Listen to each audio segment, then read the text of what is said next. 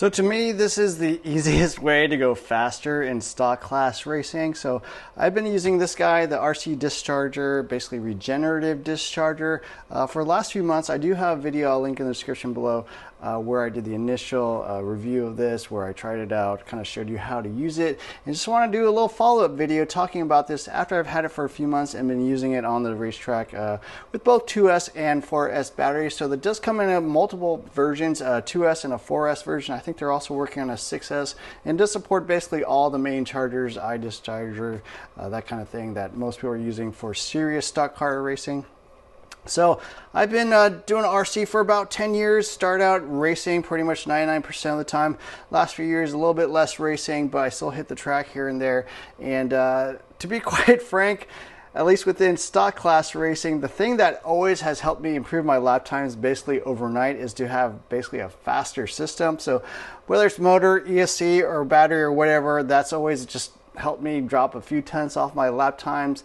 And this, again, having used this for the last few months, in my opinion, probably drops a couple tenths again off my lap times just using this, overnight. So from day A to day B, plugging this thing in and using it, I have been able to actually go faster. And the main reason for that is what this does is basically allow you to cycle the batteries.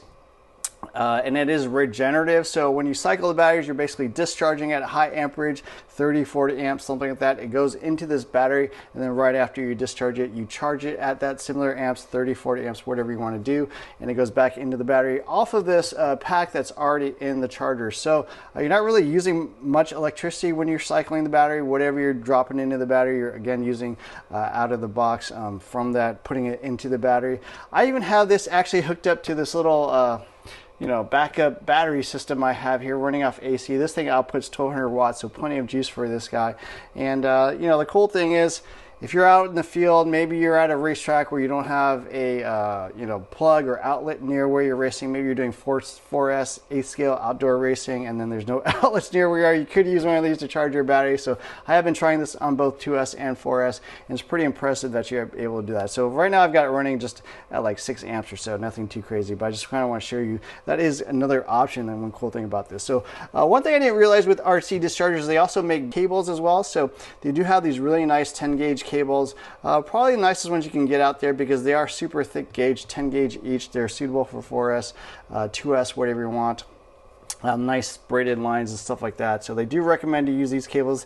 I mean, some people make like 12 gauge cables, but really they say you should be using 10 gauge cables.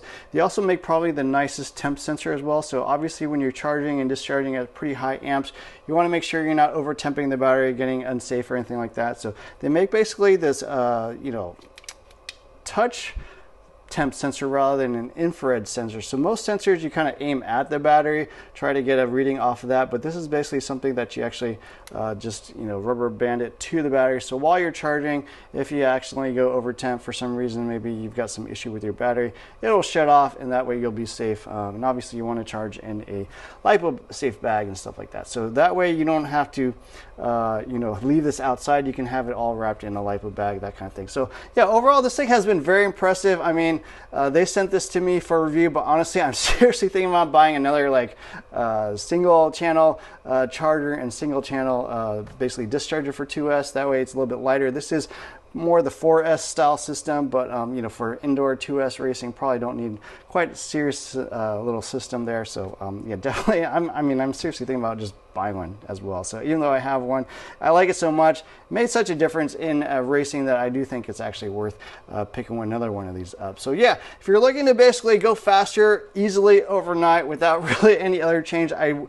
you're not already doing any sort of discharging, I think the regenerative one's really nice because you're not losing electricity. You're pumping it back into the battery, and then when you charge, you're pulling it out of that battery. So you use a lot less electricity. I mean, I guess it's better for the environment as well, but a really nice option, probably the nice discharger system, in my opinion, that you can get on the market. So super happy with this. I think they're one of the leaders. A lot of really fast guys on road, off road, 8 scale, 10 scale, all use this discharger. I think it's pretty much considered the leader within the class. So anyways, I hope you enjoyed this video. Throw down a comment in the comment section below if you have any questions or thoughts about this, and thanks for watching. Don't forget to hit the like, share, subscribe buttons. Look for more videos soon.